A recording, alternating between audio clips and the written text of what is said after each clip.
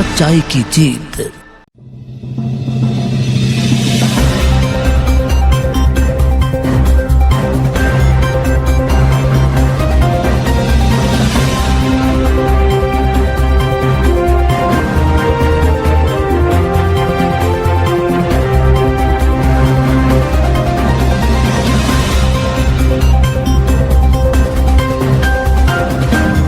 नमस्कार, आप देख रहे हैं सच्चाई की जीत न्यूज़। मैं अर्शी चौधरी। आइए बात करते हैं वरिष्ठ कांग्रेसी नेत्री एवं पूर्व दर्जा राज्य मंत्री इंदुमान जी से।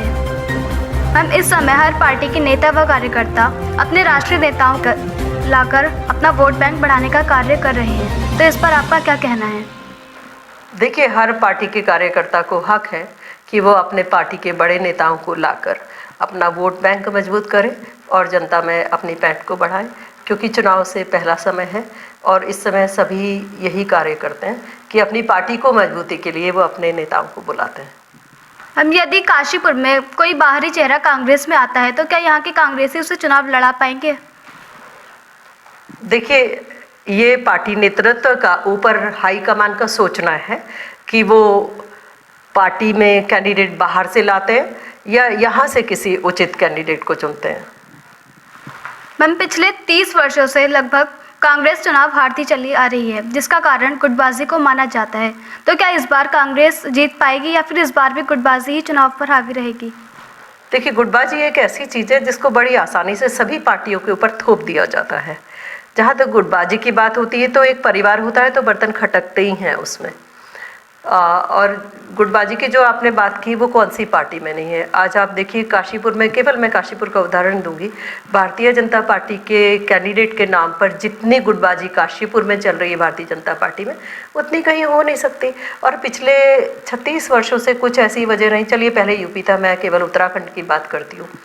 पिछले 21 वर्षों से यहाँ काशीपुर में का विधायक नहीं बना है। इसका कारण मात्र गुटबाजी ना होकर और भी कई कारण हैं। देखिए, पार्टी हाईकमान को देखना पड़ेगा कि जनता की चाहत क्या है और किस तरह का कैंडिडेट उम्मीदवार जनता चाहती है, ये भी एक फ़र्क पड़ता है। हम 20 वर्षों से शिक्षित युवक और युवतियां नौकरियों की तलाश में भटक रहे हैं, लेकिन उत्तराखंड सरकार ने अभी तक कोई भी वैकेंसी उनके लिए नहीं निकाली है। तो इस पर आपका क्या कहना है? देखिए, भारतीय जनता पार्टी की सरकार में, चाहे वह केंद्र सरकार हो या प्रदेश सरकार हो, जब जनता बेरोजगारी से पूरी तरह से त्रस्त है। बेरोजगार युवा हताश, निराश और इतना निराश हो चुका है कि आत्महत्या की ओर अग्रसर है। मैं लगातार जनता से संपर्क कर रही हूँ। जनता बहुत ज़्यादा त्रस्त है। कोई सा भी वर्ग, ये सरकार जो है व्यापारी विरोधी है, युवा विरोधी है। रोजगार देने के नाम पर इन्होंने कोई वैकेंसीज नहीं निकाली हैं। कोरोना का इनको बहाना मिला हुआ है। कोरोना से पहले कितनी नौकरियां इन लोगों ने देती थी। तो इनकी जो है इच्छा शक्ति ही नहीं है काम करने की, और यही वजह है कि रोजगार यहाँ जनता को नहीं मिला है। मैम, यदि इस बार जनता ने कांग्रेस पर भरोसा जताया तो जो विकास कार्य 30 वर्षों से काशीपुर में रुके हुए हैं, तो क्या वो पूरे हो पाएंगे?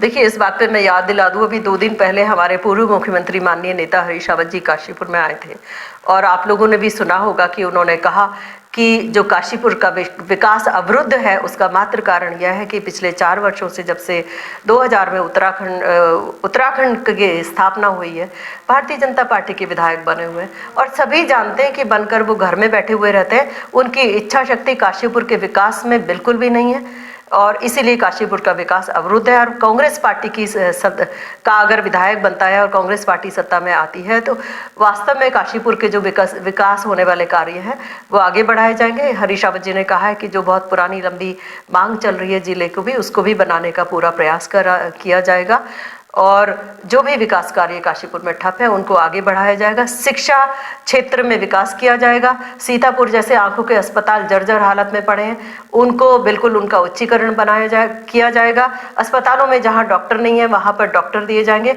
और पूरी तरह से तन्मयता से अगर काशीपुर का विधायक बनता है तो काशीपुर का विकास किया जाएगा। मैम, आपने काशीपुर विधानसभा चुनाव में दावेदारी की है।